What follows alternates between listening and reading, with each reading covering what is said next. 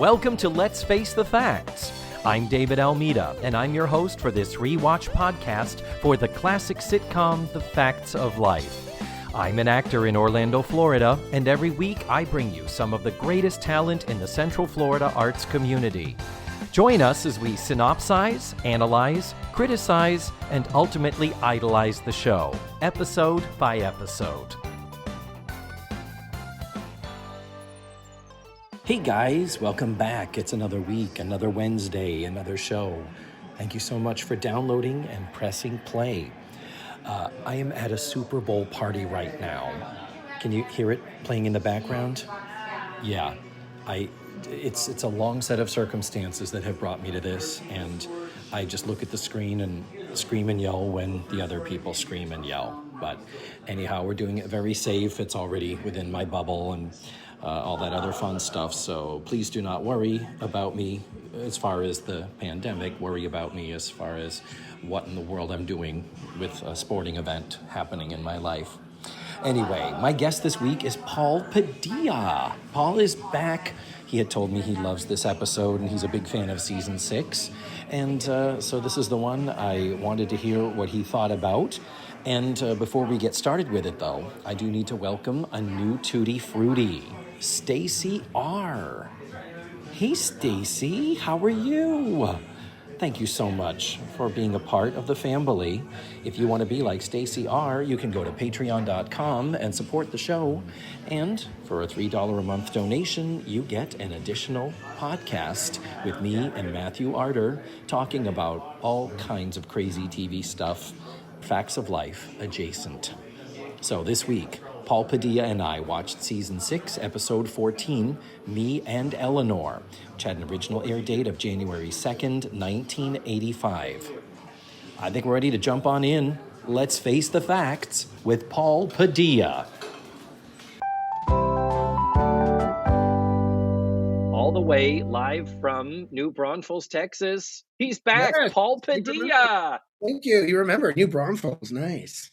I am in a little different setup. My audio quality is going to be a little bit different, and that's how it is. You know what? You take it, you leave it. You're still getting your money's worth, dear listeners. You take the good, you take the bad. Yes. And time has gone by so quickly as far as your history of this podcast. Like, you're already, this is season 6, correct? Yeah, and we're in the second half. It's starting to wind down now. It's going to be over before we know it. David, what are you going to do? I have thoughts. I have ideas. We will discuss later. Right. But we're not going to be talking about the future. We are talking about the present, the here and now, and the wonderful Me and Eleanor, originally broadcast January 2nd of 1985. Happy New Year. Yes, one of my favorite episodes, actually. It really is. It's always been one of my favorites since I was a kid. Yeah. I'm so glad. I detested this. I figured you do. Wait, this is also my favorite season, this is why we're opposite in that. We think you didn't like this season, and I love this season. So it's just... Yeah. I'm still struggling. We had a couple of good ones, and this is one where... But we'll get into it because, of course, this was written by one of my favorite Facts of Life writers, Paul Haggis. Yeah, who went on to do great things. Wah. I was being facetious, dear. Oh, you were? I'm not a fan. Didn't he win an Oscar, like for screenplay for Crash or something? For screenplay for $1 Million Baby. Oh, yeah. And then the following year for both writing and directing Crash. So yeah. It was, I think it was 2003 and 2004. Where those were like the two big Paul Haggis years at the Oscars. Yeah. And this was directed by John Boab, the wonderful, our new in-house director. So yeah, I've already given my quick, short, personal review where, as we're about to get into it, I just want to make it very clear, this is a horrible episode and I absolutely fucking hated it. It's one of my favorites, which I love it. I love it. Yep. So as it's one of your favorites, Paul, this is the perfect moment in the show to say, Paul Padilla, would you please give me the 1 to 2 sentence synopsis, like you might see in a TV guide, of the entire episode? I hate this, and I forgot to prepare for it. Oh, Lordy. Oh, gosh. Okay. Um, Natalie and Trudy's friendship is put to the test when tensions arise before a local theater competition. That's it. Okay. That's it. Okay, that was great. That was Yeah. wonderful. And I did do some editing there. That was the 47th take, ladies and gentlemen. Thank you. Paul. Yes. Now, of course, we'll get to it later. If I had my ways, it would be like Andy Moffat enters the picture, and because we'll get to that later. But yeah, Mhm. that would be my real reason for loving this episode as a kid. But Yes. Yeah, and that's kind of the reason why I have you here for this one. I kind of picked it specifically because you had said it was one of your favorites. I hadn't watched it, yeah, obviously, but the fact that it is the first Andy Moffat episode where we first meet Mackenzie Aston, and yeah, you wonder if they had a sense that he was going to be around a while. I guess by the end of how the episode ends, that is indicated. But we also had this recent episode where Mrs. Garrett was studying algebra with that little boy, Craig, mhm. played by the kid from Revenge of the Nerds. And part of it was like, well, did they maybe at some point think maybe this kid will hang around? Will this be our next Kelly? I was going to ask you about that because it just so happened the reruns on TV right now, which are completely edited, but they're in chronological order. And I didn't realize that it was just like 2 episodes before. And I thought maybe they tried him out, didn't like him for some reason. I was going to ask you what you thought because I never thought of that. I didn't Mm-hmm. realize that the order of that was, but you could see if, Mrs. G was going to school, that this might be a regular kid. It, They give him a personality. Natalie thought he was weird because he was so smart, and yeah, and then he was gone. but then he won her over, so there was a sense that he could have been somehow incorporated into the part of into being a part of the family. But I don't know either. And I also do want to go on record saying I love Andy in the show as we go forward.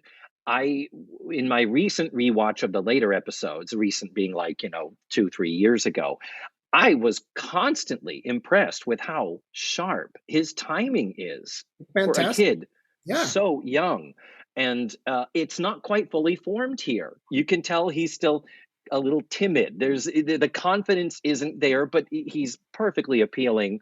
Yeah. And I'm glad they stuck it out with him. If they had to add a child, a la Little House on the Prairie, if it's like we have to adopt another younger kid and bring him in, I'm glad they decided to use him.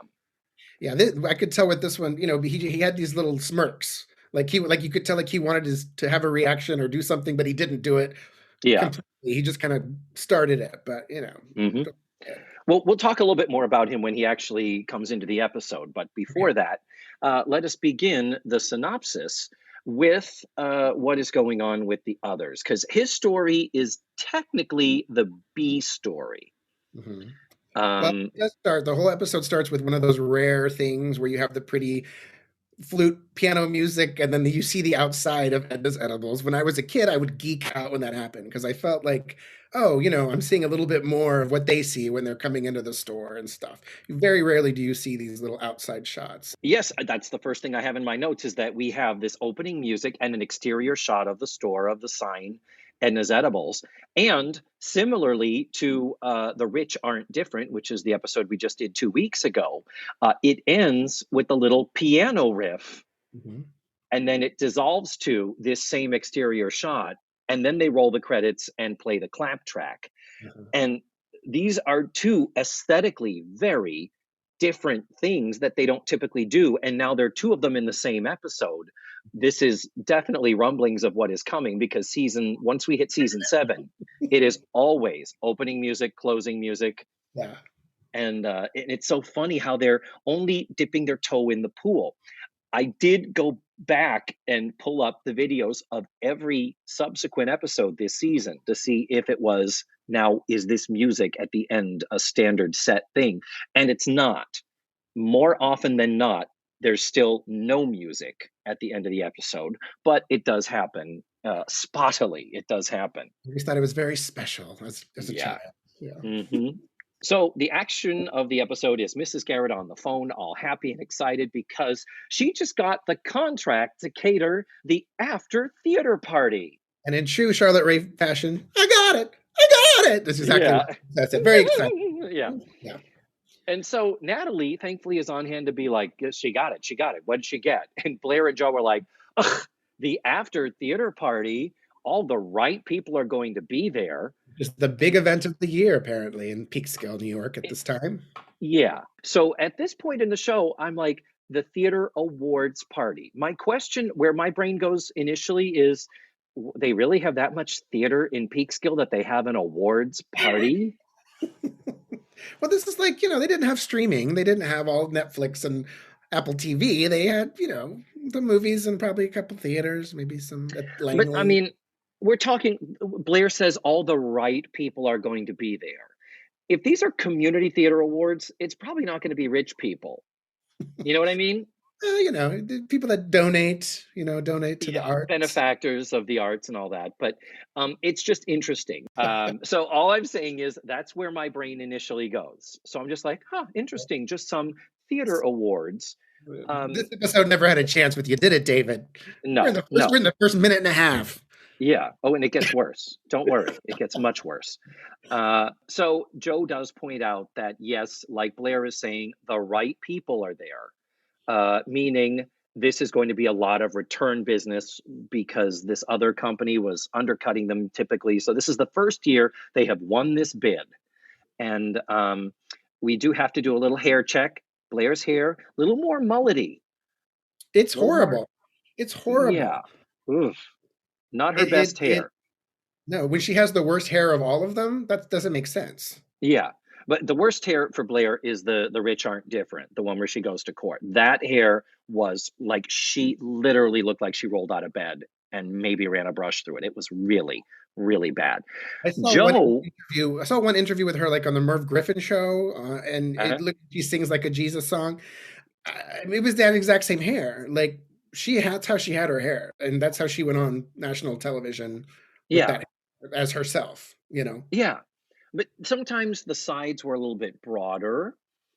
This case, it was like they deliberately pasted down the sides to be close to her head, full on the top, business in front, and instead of a party in the back, it was like they blew it out straight. Like it looked like a Billy Ray Cyrus or something.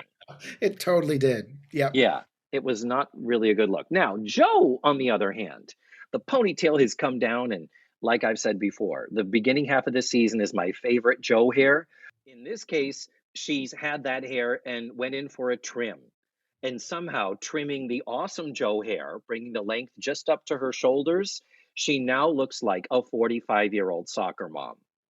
Yes, she does. But I feel like we're at this weird midway point from no ponytail, because we all know in a couple of years it gets wacky crazy. So this is like okay, let's just keep it right there. Let's not do anything nutty. It does get nutty, like with the mullet, whatever. Yeah, I mean, at least it looks well styled. It looks better styled than Blair's. It's just that 80s hair where a 20-year-old girl looks like a 45-year-old secretary. It's terrible. Shoulder pads are starting to happen, in the fashion. Yeah. Their shoulders are getting broader, and their tails on their shirts, getting longer. Oh yeah, no. The 80s is so infiltrating this, and then next season it's going to get awesome costuming wise. I can't wait for that.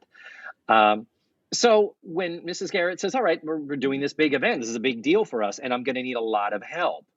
And Blair's like, well, you can count on me. And Joe's like, me too. And I'm thinking, yeah, you fucking work there. Yes, she's going to count on you. You're her goddamn employees. What the hell? Don't do her any favors. Yeah. But, now if the girls had said, this is how I have to tweak this. If the girls had said, well, it's right between exams, so I'm very free and available. We can both, me too. Let's jump on it. The idea that, oh, this is good timing because our studies aren't going to interfere. Because we know Mrs. Garrett would never say, fuck your studies, you're working for me. That'd be just a little tweak there. But Natalie is like, well, you guys have fun. Again, you're an employee. You don't decide whether you work or not. And then Natalie's excuse is it's kind of I guess she feels a conflict of interest because, and here we go, every year Tootie enters the theater contest for these theater awards, and Natalie writes a play for her. Every year.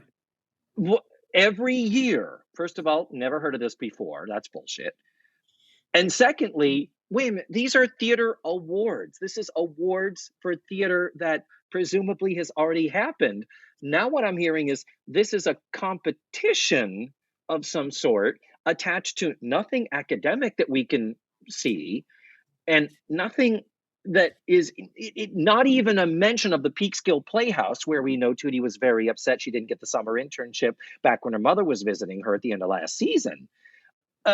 It's like this, it's just this nebulous, floating out there thing of the frustration and my brain turning to mush over this is that thing of, is nobody in the writer's room of a television sitcom in any way connected to the theater and understands how theater works and how plays are produced? And apparently in Los Angeles, Burbank, California in 1985. Apparently not. Apparently not, because we've talked about before, whenever like, oh, we have a theater actor is one of the characters, and so he comes in and is talking like this, and you're like, well, okay, not everybody is like that. This is where the episode lost me, and at no point did it ever rope me back in. At 3 minutes in, 2 minutes and 20 seconds in. Exactly. So Tootie's up for an award for acting in a play, in a performance that they've never seen. So do they grant the award? This sounds like the thespian conference that happens at high schools regionally here in Florida, where a group of judges sit around a table and then students come in, give a monologue or a group number or something. And then the judges write in their responses, and then the responses are valued and tallied. And then at the end, there's awards are given out. What this should have been is some type of an event connected to academia. If it was Langley College and their theater department holding a big banquet event during which they celebrate theater and the up and coming students from the local high schools. I think they only got like 22 minutes though. And so I know. It makes you feel better. If it makes you feel better, as a kid, I always envisioned it happening at Langley. So I always thought in my head it's at the Langley Auditorium. That's where my head. All right, Paul, then let's go with the next thing where they lose David in this episode.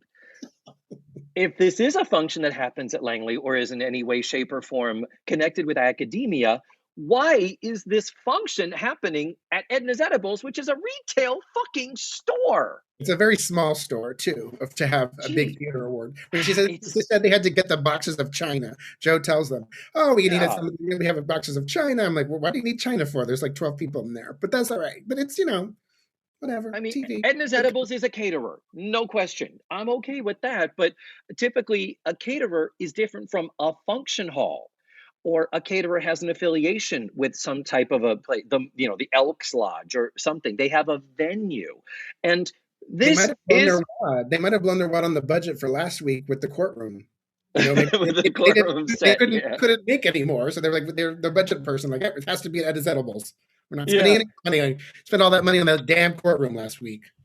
But the thing is, if you're having an event connected with a theater, the obvious place where this should be happening is in the theater, if not in the auditorium afterwards, on the stage after they've cleared the set, in the lobby where people would gather anyway. There are such obvious places in the theater world, in the theater as a building, where this could happen. So why is this happening in the retail store where people could fucking pocket jars of pickles and steal them blind? That's another separate thing. So we have the issue of this nebulous concept of theater awards, but they don't say what the awards are for. And then within that, apparently Natalie writes a play, and it's a week before the event. So this brilliant work of, the next work from Shakespeare is going to be written in a week, and then it's performed that same night. But it's a play. They keep saying it's not a monologue. It's not a scene. It's not a character study. They keep calling it a play. So what other plays happened? What was Tootie competing against And where were the other performers and people involved in that? Because they would, I think, be entitled to go to this function that Edna is catering. What's happening? I don't know what to tell you, David. I mean, I get everything you're saying, but I just figured, I guess they figured 22 minutes or whatever it is, and one unit set, and let's just crank this one out, I guess. But yeah, but very valid points. Very valid points. As okay, a I think child, it didn't bother me at all. But yeah. I think I've harped on it enough here. So what it culminates in is we do need this help. Natalie says she's going to be busy writing this play for Tootie. And of course, Tootie's going to be rehearsing and competing. And so it's like, we need to hire somebody. This is too big a thing. So a little bit of Natalie having a sign that she writes up called Man Wanted. That's all she has. Yep. And funny moment when Tootie walks into the store and she's like, "Oh, Natalie, is it getting that tough?" And that was pretty funny because it is very Natalie to walk around with a sign. I'm afraid to say this, David. I'm afraid to say this, but I think Natalie's timing in this episode is fantastic throughout the entire episode. I think she's really funny, and she delivers her lines really well. The comedy of it. Yes, I will agree with you 150%. Yeah, I think she's really showcased well. She took all the opportunities she could to make the funny, and she has a lot of them in the 22 minutes. Yeah, which she needs to do because Tootie is a horrible, miserable, garbage person in this episode. I mean, I could kind of agree with that one. I could give you that one. That one I can. Yeah. We're going to get to that too. We have so much to discuss. We're going to be here 17 hours. It's a good thing I got a new computer that keeps the juice for a long time. Yeah. So we have a little scenelet here, cut from syndication, that if folks only watch the episode through the Daily Motion link, I do have to point this out because this is part of the dialogue where, again, it's like, how do writers for a sitcom not have some type of understanding of playwriting, writing for the theater? And this is where they're just being ridiculous in the name of being funny, as opposed to setting it in some type of a foundation of plausible reality. So I'm going to say, and here's the thing, because we have this new website with the transcripts of the episodes. Oh, guess what? I get to read the dialogue verbatim. Okay, great. This is what was cut. Tootie, I have to talk to you about the play. I have a great idea for this year. Our mistake in the past has been going with the traditional one-woman show. Well, you're going to love this. Picture it. The curtain parts, the lights come up, there's a barrel on stage. Then we hear your voice. Help me, I'm inside a barrel. Somebody please let me out. And then Tootie says, and Natalie says, nobody does. And Tootie says, I'm in a barrel for the whole play. And Natalie says, isn't it great? And Tootie's like, no one will see me. They won't even know I'm in there. And Natalie's like, sure they will. You're talking through the whole thing. One monologue about how you'd like to get out of the barrel, but you don't know how. You pray, you curse, you struggle. Then finally, you tip over and roll into the orchestra pit. Ha ha! I vaguely remember that. So Tootie is understandably put off by this, as am I. Yes. Because I mean, we're talking like there's a great, is it Samuel Beckett, the play Happy Days? Happy Days, and that's the one where Charlotte Rae was in. Charlotte, that's right. She did it afterwards. It's up to her neck and sand, and yeah. It's a one-woman show where she is, I think in Act 1, she's buried in a pile of sand up to her waist. And then for Act 2, it's up to her neck. So she is just a head sticking out of a pile of sand. Yeah, but at least you got to see her face, where Natalie just wants to put Tootie in a barrel, but yeah. Yeah, that's not going to win any competitions. Continuing with this cut scene is where Tootie says, so why do I have to be in a barrel? And Natalie says, it's a metaphor. For what? Life. Life is a barrel and you can't get out. Ever. It's experimental. It's avant-garde. Like Ionesco's Rhinoceros. I'm calling it Tootie's in a barrel.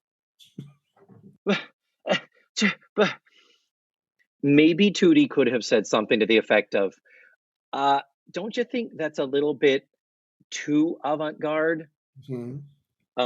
And maybe, to me, I think probably a good argument on Tootie's part is, yeah, this is a competition where I'm competing as an actress. This sounds like a different play you should write for something else where you're competing for the writing award. This is a play that sounds like it wants to be more about the writer than the performer. Yeah. That's just me. That's just me. But any whoozle. Yeah. Yeah, So and I think I've probably seen that scene maybe twice because yeah, I never it's I always watched the syndicated versions, when I was a kid, but I do remember it from watching the DVD very, yeah, very. but it's that same thing of though. It's like, who would, on top of this ridiculous award ceremony and this ridiculous competition, non-competition, whatever the fuck it is, now on top of it to be like, and you're gonna win by me putting you in a barrel where no one can see you.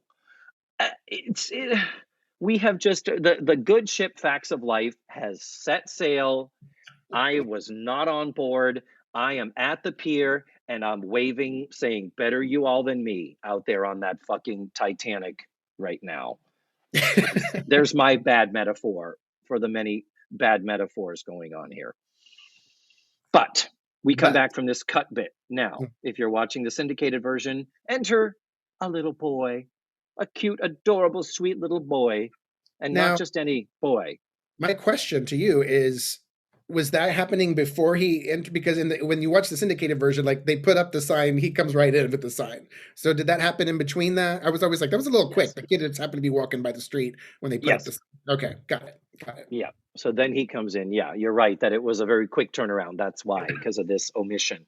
Got it. Okay. But this is not just any little boy. This is Andy Moffat, who is going to become a regular recurring cast member between now and the end of the series, and a bit of a boy crush for young, budding gay boy Paul Padilla in New Braunfels, Absolutely. Texas. I was in love with Andy Moffat, love with Mackenzie Aston.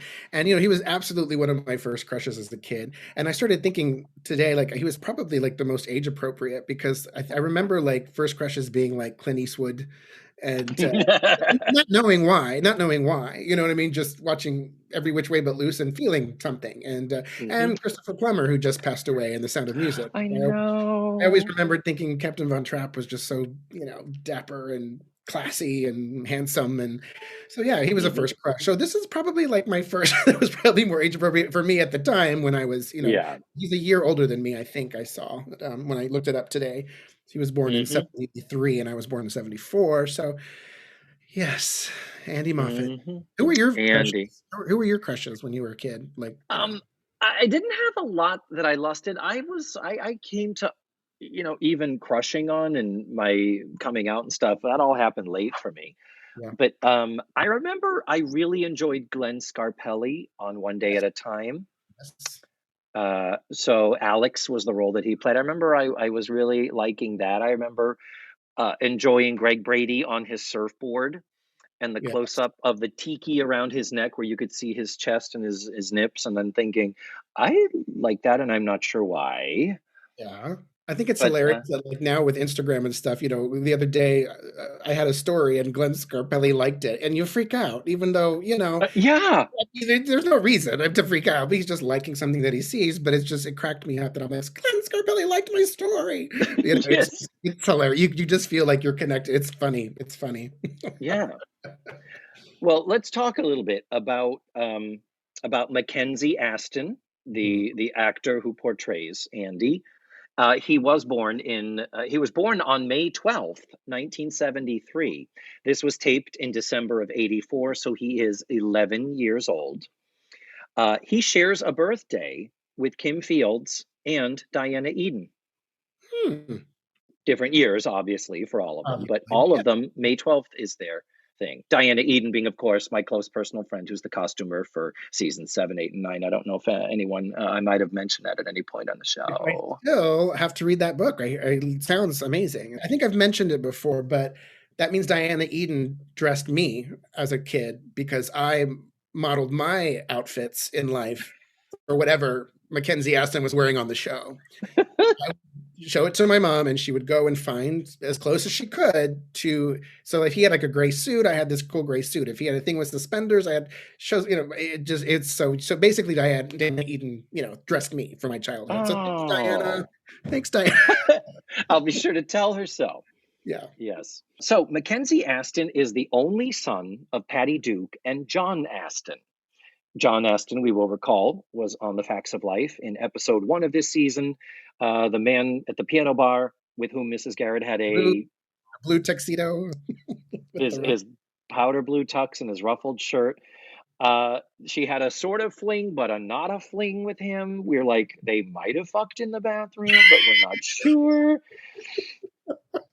But his absence, whatever he was doing with Mrs. Garrett, that was where it was revealed that Joe was also a performance level lounge piano singer entertainer. Absolutely. Yep. Absolutely. And we know I have big problems with that. Yeah. Now, some people may be shouting at their podcatchers right now or in their cars saying, David, he is not the only son of Patty Duke and John Aston. You're forgetting Sean Aston, his brother, star of the Goonies and the Lord of the Rings movies and all that. Well, it was my great surprise to discover that Sean and Mackenzie are only half brothers. Yes. Sean is Patty Duke's son, but John Aston adopted him very early on in life. So in comes this little boy with the sign, and he's like, I want the job. And he says, I'm a quick learner, I'm anxious to work, and I'll do just about everything. And he even says he's desperate and he needs the job. And one of them, Joe, was like, oh, what do you got, like a single mom? You're struggling to make ends meet, want to contribute to the household? And he says, no, I'm saving up for my first date. Yes. So the girls say, okay, child, we might hire you. Let's take you into the kitchen and meet Mrs. Garrett, because hiring an 11-year-old boy, perfectly cool. No ethical implications, no labor issues there whatsoever. Come on, let's go talk more. And I did love the way he delivered that. I'm a quick learner. It's just kind of how people do when they go in for a job interview. An adult would talk that way, and so this kid, knowing that inflection, I thought was really funny, that, kind of cute that he would know. That's what adults would say in an interview with that kind of inflection, but anyway. Yeah. So this is the point, Paul, where I start saying I'm going to be quickly going through the rest of the episode. Like, we've laid the foundation, and I'm going to try my best to not go this crazy with it. Breathe. Okay. Breathe. If I can do this, I don't know. So then Tootie and Natalie come in as they are exiting as Blair and Joe are taking Andy into the kitchen. Tootie and Natalie are coming out of the kitchen, and this is where the conflict is set into motion, where Tootie says, Natalie, I think I want to write my own play. And Natalie, her initial response is, really? Okay, sure, go ahead, give it a shot. And she's like, all right, thanks. I knew you'd be supportive of me. You're such a great friend. Bye. And then Natalie says, oh, absolutely. Go, have at it.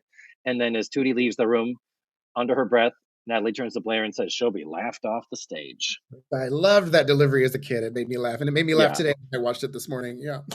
Yep. So the next scene, we're still in the store. And now it's Mrs. Garrett and Natalie going over the shopping list, what needs to be done for this big theater awards event.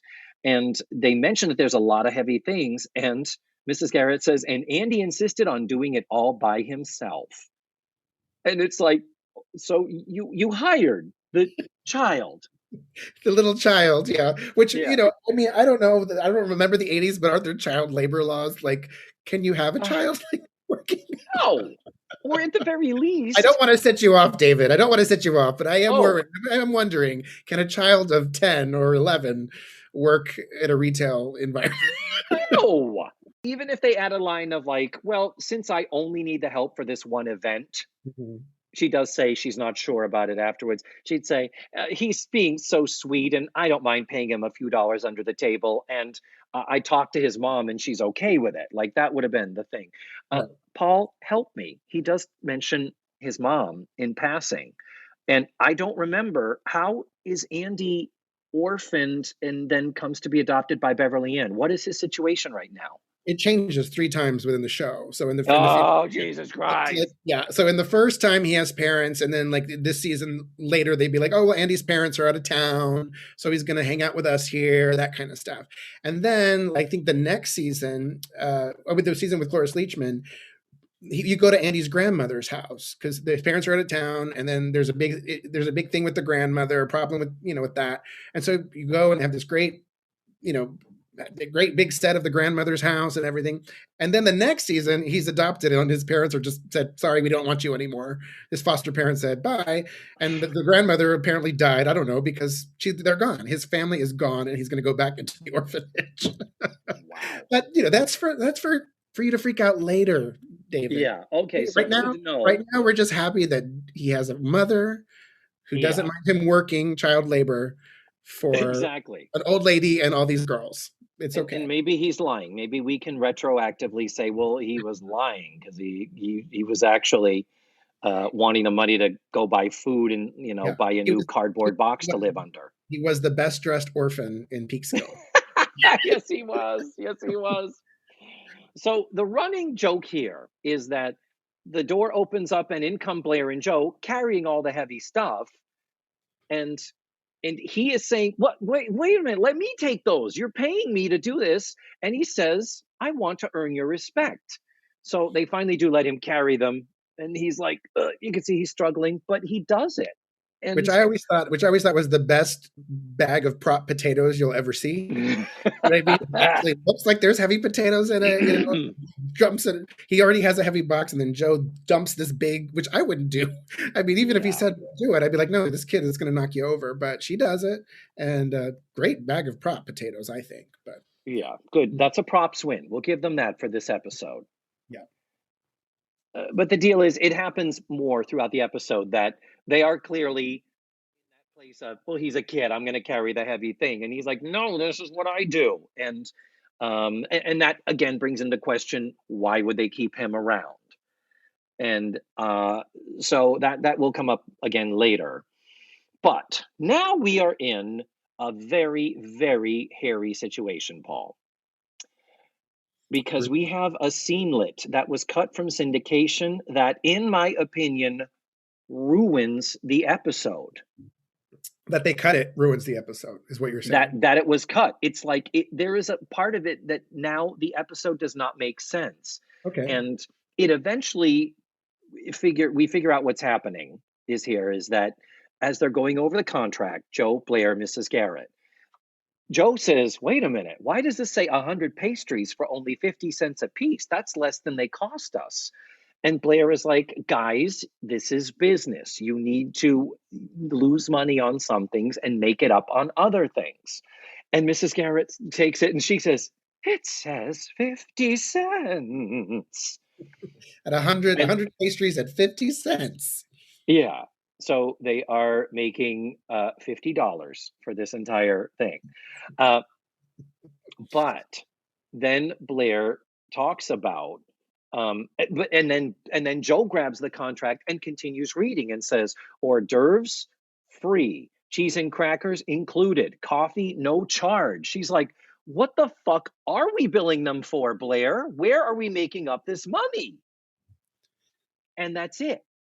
Later in the episode, they are pushing the champagne and the napkins, which is weird. $1.95. $1.95. What by osmosis we eventually figure out is, oh, I guess they're charging them for the champagne and the napkin. Why the fuck would you charge them for napkins? That's a little illogical. But the scene that was cut from syndication is where Blair says, we make it up on the champagne. And they're like, what if they don't drink? And Blair says, these are theater people. Ha ha, good joke. Yeah. And then Blair says, besides, we have our ace in the hole. And one of them says, don't tell me, what are you going to charge them for napkins? And Blair says, $1 each. And Mrs. Garrett says, I don't feel right about that. They only cost us a nickel. And Blair is like, girl, this is how you're going to make it up. Let me give you a little advice about how to run a business. Never question me. Mm-hmm. And so that's an important plot point because Yeah. now, later in the episode, when they're walking around with little trays of hors d'oeuvres, they're like champagne, napkin, champagne, Champagne napkin. napkin, yes. And I did miss that. I did remember that scene, and when I watched the syndicated version today, I did miss it. I thought, oh, that was such a great scene where you find that out, and then they just go straight to the kitchen where Yeah, they're tasting the different hors d'oeuvre samples, and that's when you hear champagne napkin for the first time. That's how they're going to make the money, and you're like, oh, yeah, so that you're right. That scene really, it was lost. It was lost. Yeah, it it was missed. was. Particularly because that next scene you're talking about, where we go from here, is it looks like a taste test. Mhm. And my thought was, okay, are we checking out to see if the cheaper hors d'oeuvres might be able to suffice? I'm sorry, the pastries. Uh, the idea is, I'm like, is this maybe them trying to cut corners, trying to correct the big oops that was pointed out earlier? And so Blair takes a bite of one of the pastries, and then she goes, and then they hand her a champagne and a napkin. She takes a sip, wipes her mouth, and she goes, "There, $1.95." Like, like, Yeah, booyah, we got it yeah. made. Which, And it doesn't make gosh, I would love to have champagne and a napkin for $1.95 these days, but whatever. I would need like yes, $10 and I'd be good for the day. But anyway, yeah, and that doesn't make any sense whatsoever without that bit that was cut, which is really too bad. yeah. But then Natalie pops her head in and says, "Where's Tootie?" And they're like, "Oh, well, she's not here." And she's like, "Good." And she comes into the room. She's trying to avoid Tootie because she read the play and it's lousy. And then And through she's a afraid, series, she doesn't know how to tell her that it's lousy because she's afraid. So here's my question. We've all been there. We've all seen our dear friends in productions and stuff that might not be the best. And I'm sure people have seen you've probably seen me in some that aren't the best. But what do you say to your friends in that situation? Do you have some standards that you go by? um, I mean, because we've all been it's there, and we all love our friends. We've been in bad productions as yeah. well, you know. Well, here's the deal. Like, theater is great because we all know how completely subjective it is. So you can. I don't have a problem going to friends saying, "Hey, I love you. You are always awesome. The show was not my cup of tea." Yeah, There have been times when friends have not been awesome. That happens to all of us. yeah, I've been that guy many times, yeah. and that's where it's just I always love seeing you perform. Your voice is the voice of an angel. Mhm. uh, that type of, there's always positive to be found. And sometimes, typically, we know later in hindsight, Yeah, people no, will and say, that wasn't a good role for me, and that's where you can say, yeah, it was probably a little bit of miscasting, but you did a great job with it. You still sang it great. sometimes all you can do, especially like for example, the Orlando Fringe Festival, Hmm. you don't know until you're in it if it's going to be good or not. You know what I mean? Yeah, so true, You so just have to kind true. of go, well, I kind of like that director, and oh, I like his music sometimes, and then you just Hmm. kind of gotta hope for the best, And I Yeah, can say that in my like shows that I've done at Orlando, half of them I thought were great, and half of them I thought were questionable. But you don't know until you're in it, and yeah, sometimes you don't know till the show opens and the audience loves it, and you go, I thought this was a piece of shit, but they love it. yes, You know what I mean? You're like, okay, well, I'm in the big hit of Orlando Fringe, and I had no idea because I thought it was yeah, gonna a piece of shit. So yeah, you never know. You never know. yeah. I'm sure I'll lose whatever friends if they listen to this that directed or wrote those shows. Well, why don't you list them by name, Paul, and tell me First, who have we'll you. start with 2009. I'm kidding. No, I'm just joking. We're gonna move on. But we've all but been but there. there's but Yeah. there are two things that I keep in my back pocket. Number Mhm. one, it's an Ethel Merman quote that Harvey Firestein does in his comedy album, where he says, after Torch Song Trilogy, Ethel Merman met him backstage, and he had never met her before, and he was thrilled. And he's like, "Oh Sure. my God, I'm meeting the legend." And he says, in Harvey Firestein, he says, "Tell me, Miss Merman, what did you think of the show?" Because he wrote it as well as starred in it. And Ethel Merman said, "I thought it was a piece of shit, but the rest of the audience laughed and cried, so what the fuck do I know?" That's brilliant. That I'm is stealing it. brilliant. I'm stealing it. I'm stealing it from Ethel. Steal That's it. It great. is brilliant. And that's you can just say, in the words of Ethel Merman, that's perfect, isn't it? So perfect. I needed that on a T-shirt. I need that on little cards. I need it like on a stamp. I need that. Yeah, yeah, yeah. Hmm. And That's the other great. one that I do, particularly for writing, I always preface what I say is, well, if you were writing this play to please me, And I know that is not the reason why you put pen to paper, much as I would love to believe that every person looks at a blank page and says, now, what is it that David Almeida would love to see me write today? If only Paul I Haggis had thought of that before he Thank started you. this damn episode, David. Yep. Thank you. So I always say, if it was written, and really and truly, that's the overarching thing of this entire podcast is if the Facts of Life episodes existed in a state to please me and nobody else, this is what I would change. Yeah. And I do know, even though I get really passionate and really at times, insolent and belligerent about some of these stupid writing mistakes they make, I'm aware it's just like, hey, the show somehow was still a hit for 9 seasons. So what the fuck do I know? So that's my sort of go-to. That has helped me out of a lot of jams. That's given me free license to be as critical as I want to be, but with constantly reinforcing. And I know you may not want that. That's if Those are good. Those are good. I always fuck it up. I'm always just like, I just give him a hug and I'm like, I love you. I mean, it's just horrible. I say the dumbest things, but I just don't have a good. I think I'm gonna have to go with Miss Merman's now because I'm always just like, hey, I love you, and so fun. That was a play. You did that. Wow, that thing. Look at you up there. Yeah. Yeah. Another backhanded compliment that I don't use because it's so brilliant. You could say, wow, I can't tell you how much I enjoyed that. I really can't. Oh my gosh, yeah. I can't tell you. Yep. That's and my friend, veteran actor J.D. Sutton, one of his favorites is that, wow, yeah, you should have been in the audience. Yes. Yep. It ain't easy. So, I can sympathize with Natalie in this situation. Yes. But the deal is, we have all of their friendship as a foundation. They are besties. So when we get to the point that Tootie finally does corner Natalie, and the moment, this is my favorite moment from the show. I love this. This is an A+ moment where the script is on the counter. When Tootie says, well, is there anything you didn't like? And Natalie just takes the script and slides it across the counter to Tootie. Perfectly timed, perfect way to non-verbally express what she's trying to say. And we break for commercial in the middle of this, and then it kind of continues as we go. But what it boils down to is Tootie is deeply offended that she, as an actress, wrote this play in one weekend, and her best friend, who we know to be a talented, gifted writer, and the fact that Natalie criticized it, Tootie becomes a garbage person. So sarcastic and detached and overly formal. And, well, why are you talking so formally? Well, I know you hate it when people butcher the language. You hate it when dialogue is stilted.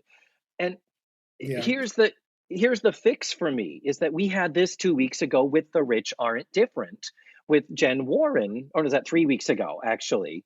The Rich Aren't Different, where I said Joe was an asshole. All they had to do was bump up Blair to her level of assholeness, and then we could see this being an evenly matched true conflict. Right. She wasn't. Yeah.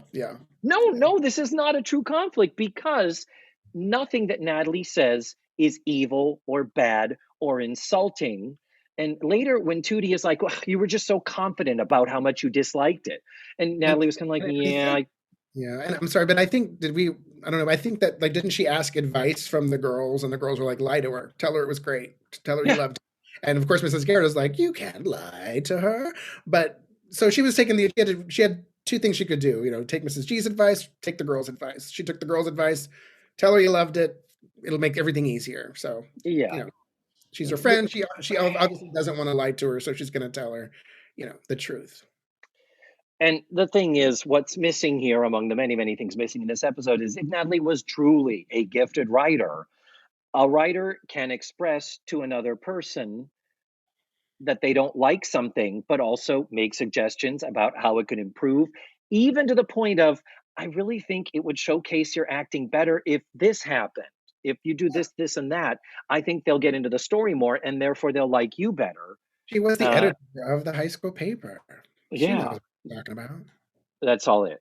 And so we do have to address that the title of this episode is Me and Eleanor, because Tootie has written this one-woman play where she is going to play Eleanor Roosevelt. Yep. And Natalie does have a funny line. Thank God it is addressed, where she says, Tootie, I don't know how to tell you this, but you're black. And granted, nowadays we have so much more. You hear about colorblind casting, about all that. Maybe not so much in 1985, but yeah. Yeah, that was definitely not a thing. There's a big thing right now. The big thing about colorblind casting is that the problem being the converse of where you have a production of West Side Story and you have 2 Latino people in it and everyone else is white people. So yeah, the 1980s, this was not a time where colorblind casting was a thing. This is honestly still a time when you would have Asian people, Latino people being played by white folks in makeup and prosthetics, and I'm fairly sure we still thought it was okay at the time, and that's unfortunate. Oh, another Andy thing. Andy helps offers to build Tootie her set. Yes. And he brings in this forced perspective cardboard cutout drawing of the White House. And they're all like, it's huge. And they're all like, oh, this is it is a bit broader and more cartoonish than one would expect it to be. It is fucking brilliant. It's like, child, why are you not a prodigy illustrator, for fuck's sake? Exactly, yeah. And this is another time when they're having the exchange of the girls trying to figure out how to say that they think it's crap or whatever. He has these little moments, these little smirks. Like you can tell he's engaged in the scene, but he's not quite, you know what I mean? Like you can tell he wants to just it's almost there, that his reactions that he wants to do, but he's still, it's his first episode, but I can see him starting to get the rhythm that the girls have, and it's like, oh, I can do this, and particularly in that scene, I see his wheels turning for his reaction. Yeah. I think you're right, totally. Here's something that just occurred to me. This would have been a way to fix the episode. Have Natalie be way more blunt and dismissive and condescending to Tootie over this play. Have Natalie be a fucking bitch about it. Mm-hmm. Then Tootie's response would be commensurate with that. Because right now, Tootie is, like I said, Tootie is awful in this episode. Yeah. Because it's very literally pouty, very childish, very it's I wrote a play, you don't like it, but she's just having a fucking tantrum, reinforcing that she's the baby of the group.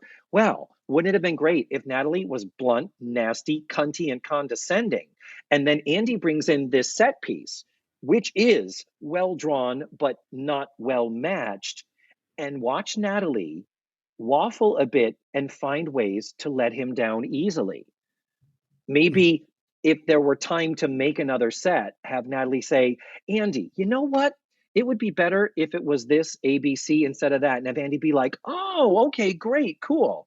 And then go off and do it. Then Tootie would be justified to later say, I reacted so badly because you were so mean and nasty about it. You were able to be nice to Andy. Why do you think you don't owe me the same level of respect? And then we go to Me and Eleanor Part 2 the next week. Yeah. Special two episode version. Yeah, that's all right. Yeah. Well, I mean, we'd cut all this napkin bullshit with the party and all that.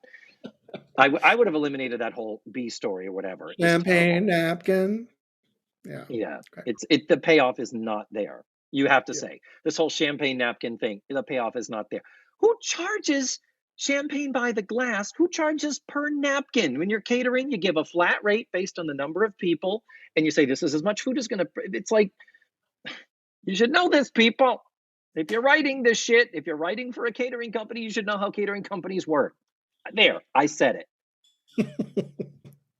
So, Natalie does change her tune in the name of being friends.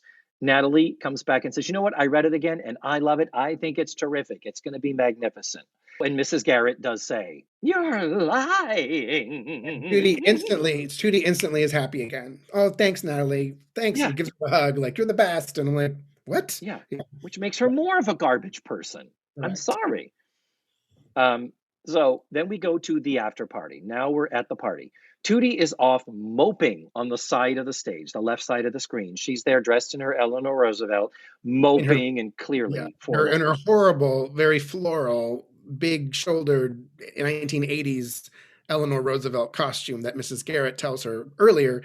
I don't you think it's a little loud? Tootie Eleanor was a very distinguished woman, and Yeah, Tootie doesn't take her advice, and she just looks at Natalie and says, "She's so not show people." But that was an example of Mrs. Garrett trying to give her feedback in a nice way, but she still didn't take it. And then she yeah, wore the most horrible costume she could have to be Eleanor Roosevelt. So come on, Tootie, yes. we're And trying to again, give it that to could you. have been brought up. That could have Yeah. been another teaching moment where it's like Mrs. Garrett beautifully says they're both a little loud. Well, Mhm. actually, she says, "Don't you think they're a little loud?" Good Right. language. Mhm. And then she says, Eleanor Roosevelt was a very dignified woman, and I'm not sure I could imagine her addressing the UN dressed in one of these two dresses. Mhm. And yeah, so Tootie does. So Tootie is an egomaniac garbage person. I'm going to keep coming back to that. That's the theme of this. That's what's going on I don't here. think I've ever used that term before. Now I'm going to say it all the time. They were Yeah. a garbage person. I think it was Garen Jones that gave me that term many years ago at the Citizens of Hollywood dressing room there. I've used ass Uh, a lot. I like ass hat, but I've never used garbage person. So an asshat. No, garbage person really speaks to me. I'm going to use that a lot now. So then we get to the party now. We've kind of done this sort of backtracking, forward tracking synopsis of the episode. Then we get to the party. Tootie is moping off in the corner on the side, in the sidelines in plain sight, and they're serving hors d'oeuvres, and Mrs. Garrett brings a tray of hors d'oeuvres to this older woman, who we see in the credits is Mrs. Pickering. So she's the one that hired. She was the woman on the phone. We don't oh, realize that, it's not told to us, but that's who it is. okay. um, this actress is a very decorated actress, Kathleen Cordell, 62 credits in a 47-year career, not including radio and stage credits. And you recognize her from a million things, and you can't name one of them. And then with her is Shane McCabe as I Mr. absolutely Burgess. love this man. I think he's hilarious. I don't know what you feel. Take a breath, but I think What he's do so you what archetype do you think he's playing here, Paul? well. Definitely, he's playing the archetype of playing a person that I've met many, many times, like in the theater, in the Hmm. community theater, the older gay gentleman, in this case, slightly plump, which I am right now because of COVID, so that's fine, because of the pandemic. But I'm very round at the moment, but that's okay. Had a good time, but just criticizing the theater in every possible way with his attitude and his nose in the Yeah. air, and it's a person that I've been around. It's a person that I've seen in the lobbies of many theaters at intermission and And afterward with a drink, and yeah. let's get real. And sometimes we've been this person. Oh, Let's absolutely. for Yeah. reals, real. I mean, Oh, that's what yeah. that's this whole podcast. That's Yeah. I'm Except I'm basically being Mr. Burgess to this entire series. this is true. But This is true. It just hit he me. is he is the stereotypical bitchy theater queen. Hmm. And the actor plays it beautifully. There's no indication of his sexuality, but he knows he's playing it gay. So well. So And well. his line is, I have to say this. The woman says it was awful. And then he says, I should have known from the program. Tootie Ramsey is Eleanor Roosevelt. I felt like writing in, no, you're not. And of course, my thoughts are, she's right there. She can fucking hear you. Yeah, they're people. They don't care. That's As I said, the actor is Shane McCabe. He doesn't have quite as many credits as Ms. Cordell. And the reason why I typically do deep dive on the actors is I like to make sure that do they appear at any other time I was going to ask you through. because I'd never looked him up. I just thought he was great. I told myself, oh, I'll just wait because David will know who that is. Yep, But exactly. They do not ever appear on The Facts of Life again in this or any other role. I would have loved for him to come in and be the snobby. He could have been the great snobby gay. Again, it's a gourmet food store. You mean you exactly, don't have pickled beets from Guatemala. Exactly. He's so funny. Yep. It's awesome. And Mrs. Garrett is trying to hold her tongue because it's Tootie, it's her Tootie, and he's insulting her. So this brought further questions because I'm like, so was that the only thing? Was that the only performance in this award show? Was that the this? I'm not going to go there again. This just further confuses me because even if he had said, "Oh, of all the things I had to sit through tonight, that was by far the worst." Yes. It is Great, weird. great, It is thank weird you. that it is weird that you see patrons and then Tootie. No, and apparently they couldn't. Well, they obviously couldn't house the actors because the place is so small. Because they didn't have it in a convention center. They had it at Edna's Edibles. But yeah, it's just Tootie, still in costume. Still in costume, inexplicably.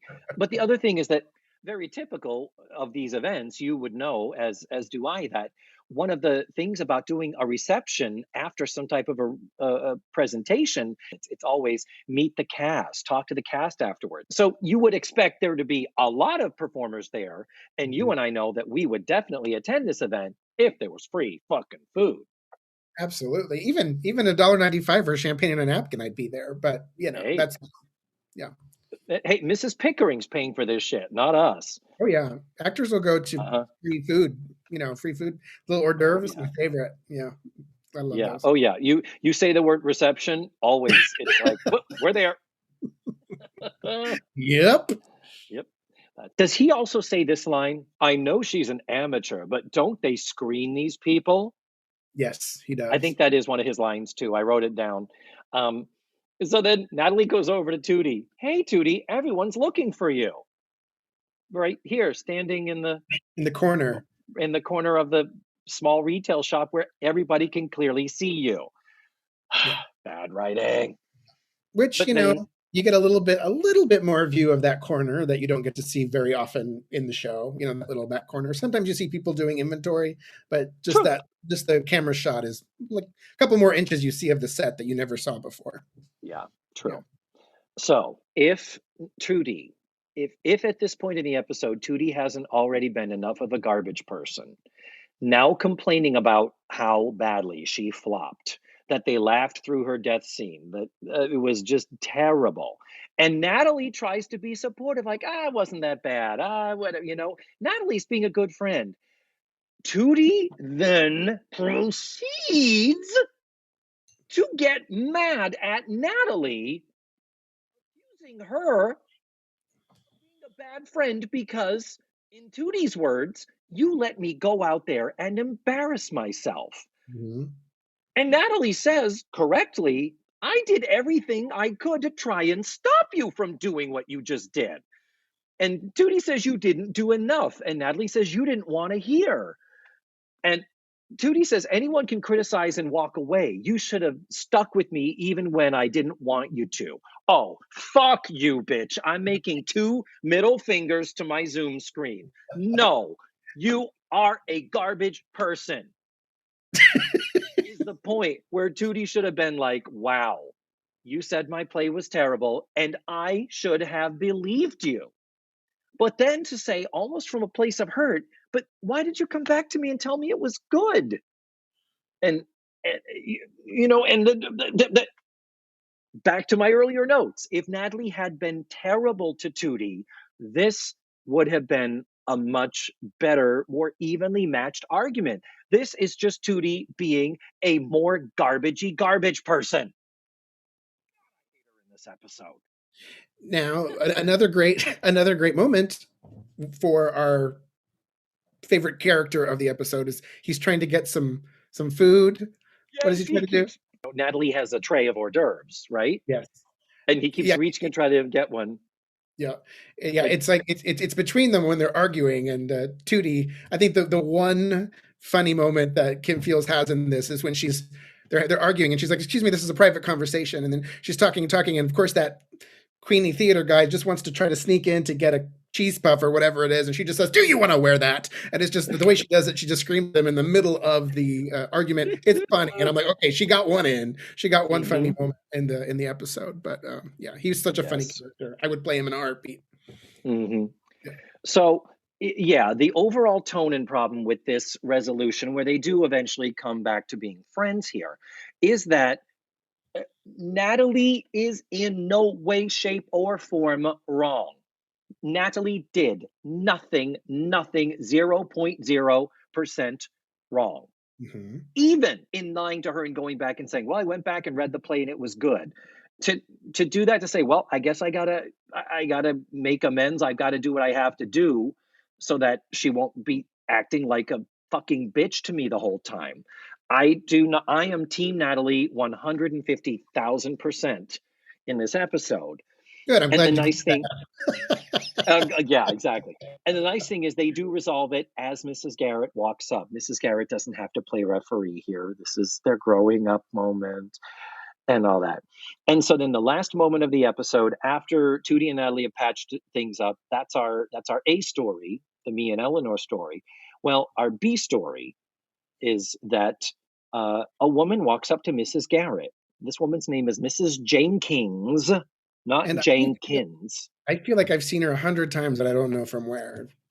Do you not recognize her, Paul? No, but I recognize her, but I don't recognize her. This is Wait, actress Cress Mirsky. Cress Mirsky played Miss Ames back in yes, season 5, in episodes the 1 and dorm, 2. in the dorm, right?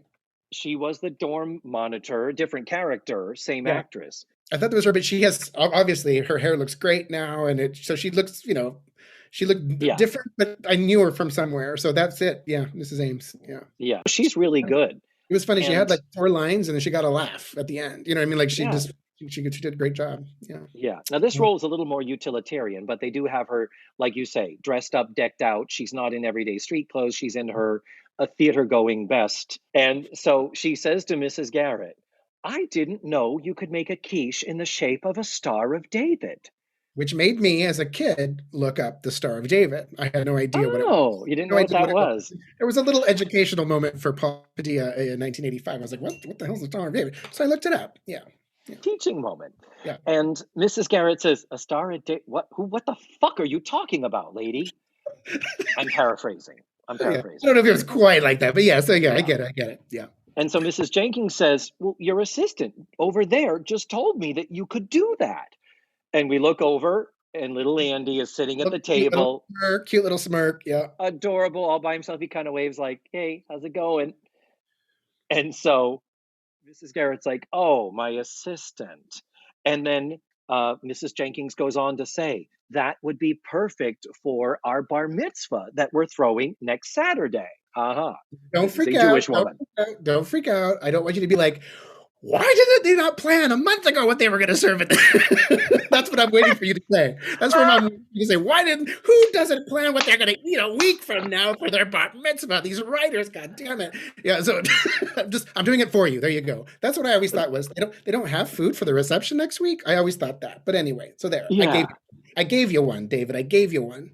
Well, thank you. It did occur to me, and that was one of the that bothered me the least of everything in the episode, to be honest. That's the thing that bothered me. That's hilarious. Yeah. And we could put bacon in it.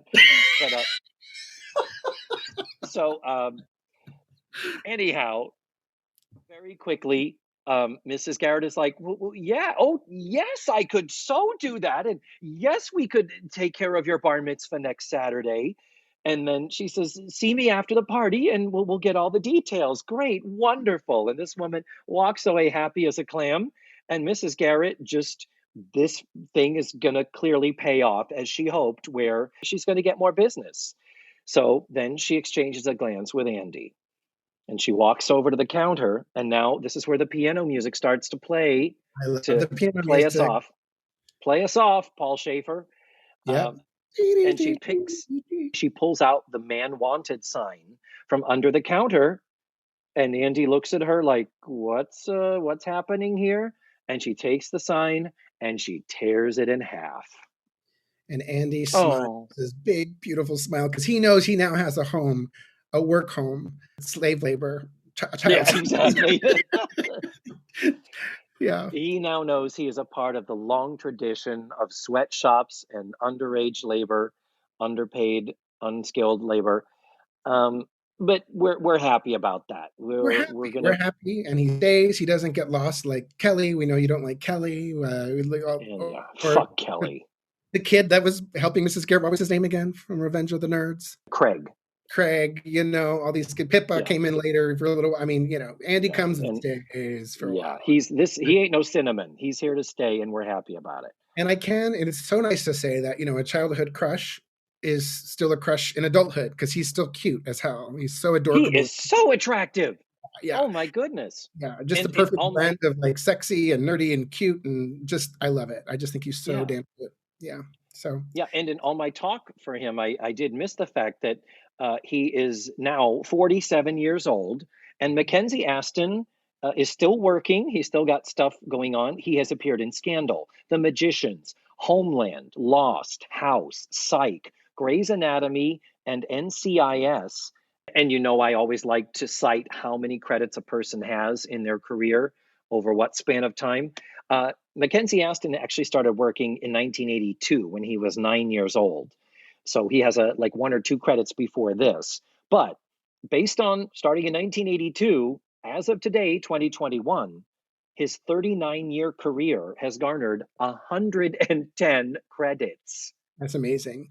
One of my favorite, actually, my favorite film is Terms of Endearment. One of my favorite films. I think it's a masterclass in acting and directing and writing. Oh, yes. Great movie. Yeah, it is my favorite. And of course, when they had the sequel, which was shit, called The Evening Star, the only thing I liked about it was he plays one of Deborah Winger's sons. She's passed away, but he's the youngest son. You see the kid crying in the first movie that tears your heart out. In the sequel, he plays that role as an adult, and so that was nice for me because the rest of the movie was crap. But I pretend like it didn't Wait a minute, Deborah Winger dies. Oh crap! Spoiler alert! I'm so sorry. Oh my god! Oh, I'm such a dick. I'm such a dick. But yeah. So yeah, it's always nice to see him pop up. Like I said, he's still a crush, and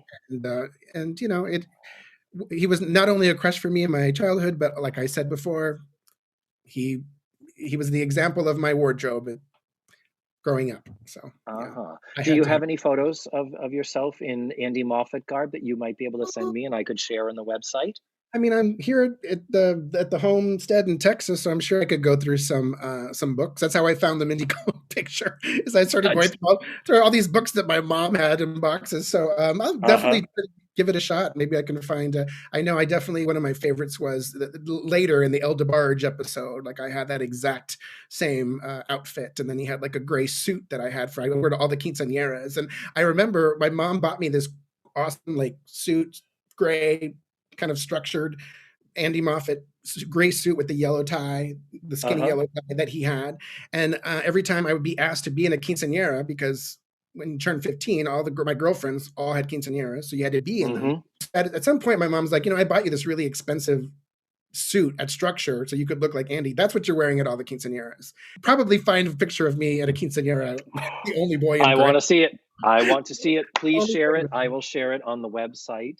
It's I'm the same way. I think and I need to find these, and I'll actually give you one because I had like 15 of them. When this is for the seasons you don't like, but I sent like 15 fan letters, and then I got through a machine. They sent me like glossies with all their pictures on it and like stamps of their. But I have like 15. I just have to find them. I'll definitely give you some. If you can, I would love them. I would love them. Well, here we are at the end of another one, Paul. Thank you, David. Thank you for inviting me back on my favorite season of The Facts of Life and one of my absolute favorite episodes of The Facts of Life. I think we did okay. We did okay together. It was a good I think we did. You liked the episode, and I proved to you why you are wrong. So, yes. Yeah. I mean, the women of the View have nothing on us. We did it. We didn't fight. We didn't scream. We were fine. We breathed, took deep breaths, and yeah. Yeah, no, it was great, and always a pleasure to get to see you on my Zoom and get to catch up with you. And thanks again. And I always sign off smooches and goodbye. Mwah.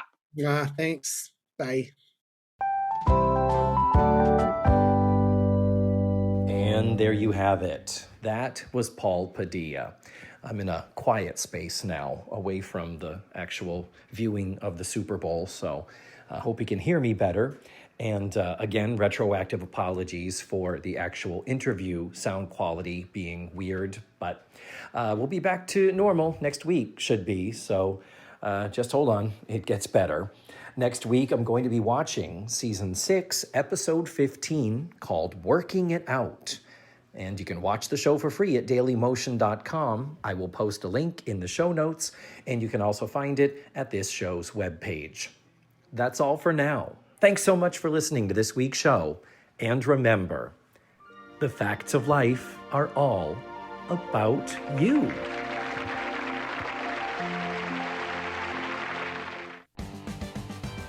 Let's Face the Facts was created, produced, written, hosted, and edited by me, David Almeida. My theme song was beautifully arranged and recorded by Ned Wilkinson. Visit my website, facethefactspod.com, for supplemental photos and videos, audio extras from the digital cutting room floor, links to my social media, and ways that you can support the show financially. Don't forget to subscribe, rate, and review the show on your favorite podcast platform. Tune in again next week for another thrilling episode of Let's Face the Facts.